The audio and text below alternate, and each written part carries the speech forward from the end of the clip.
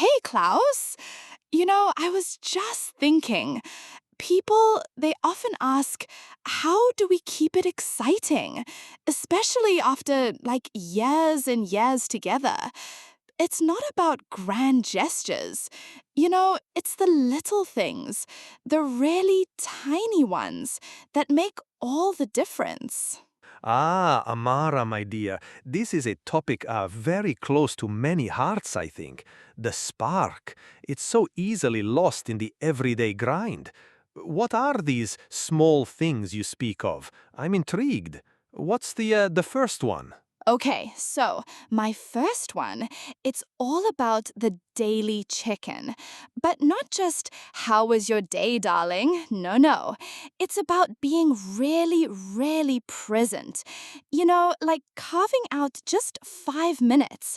Maybe it's over dinner or even before bed. And you ask each other, what was your peak today? What was your pit? Or, what's one thing you felt grateful for? It's more intentional, isn't it? It's about connecting on a deeper level than just logistics. So it's not simply information exchange, but emotional resonance. That's interesting. Because yes, we ask, how was your day? But often, Amara, we don't truly listen. We are already thinking of our own reply, you see, or the next task. Exactly. It's not just polite conversation.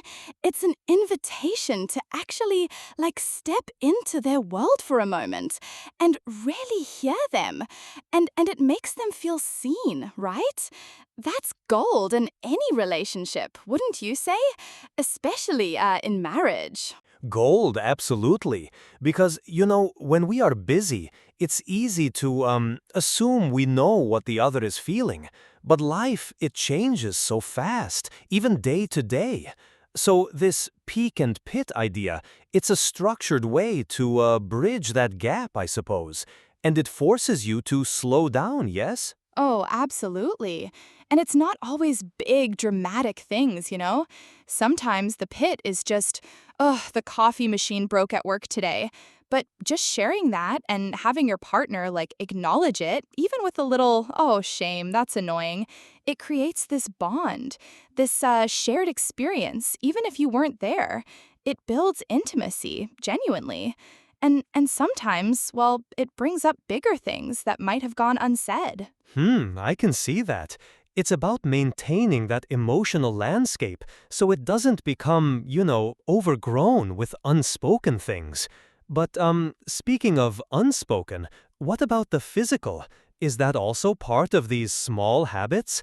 I find that often, well, the physical connection can also wane without conscious effort. Oh, Klaus, you are absolutely on the right track. My second habit, it's actually about physical touch mini rituals. Not necessarily bedroom activities, if you know what I mean. This is about those everyday, non sexual touches that just say, I see you, I'm here, I love you. So, what I mean by mini rituals is it's like when you're making coffee in the morning, maybe you just gently touch their back as you walk past. Or when you're sitting on the couch watching TV, you reach for their hand. Or even, a longer hug when you say goodbye in the morning instead of just a quick peck on the cheek. A hug that lasts at least 6 seconds.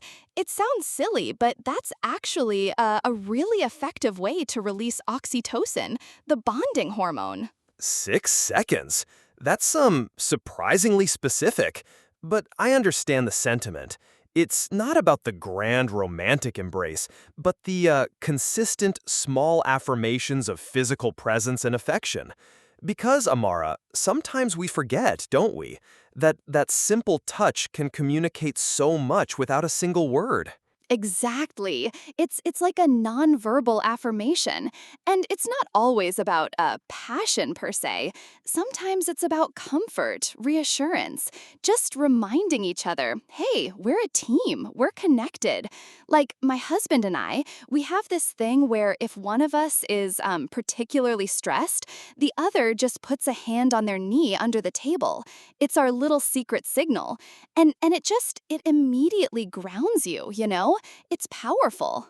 That's truly beautiful, Amara. A secret signal, yes. It creates a private language, a shared space. It's like a constant gentle hum of affection in the background of everyday life.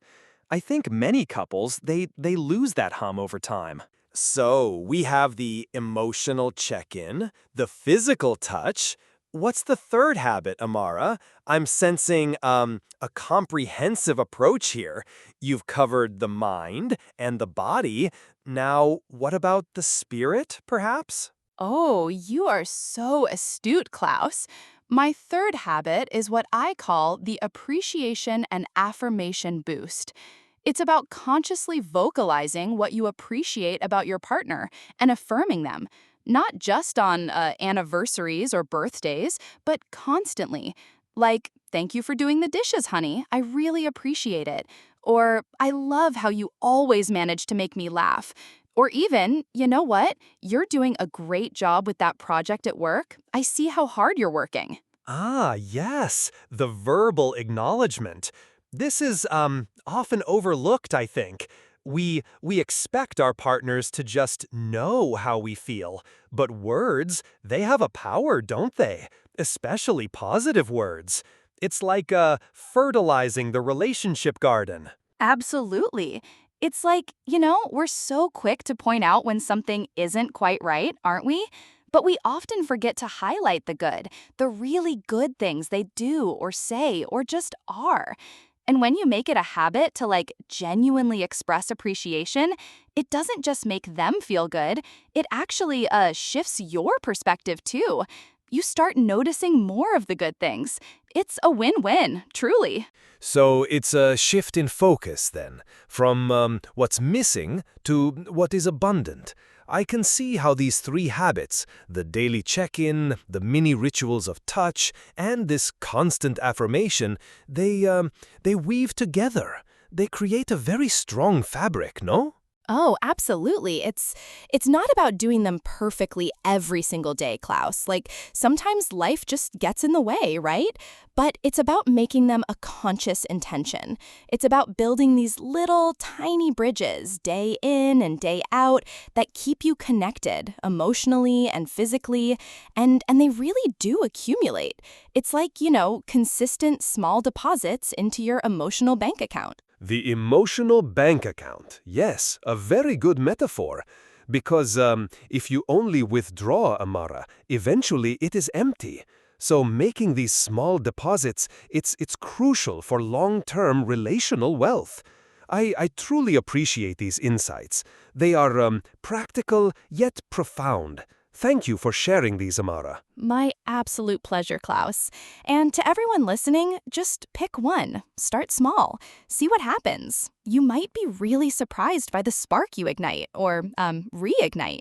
It's truly amazing what a few tiny habits can do. Thanks for tuning in to The Married Life.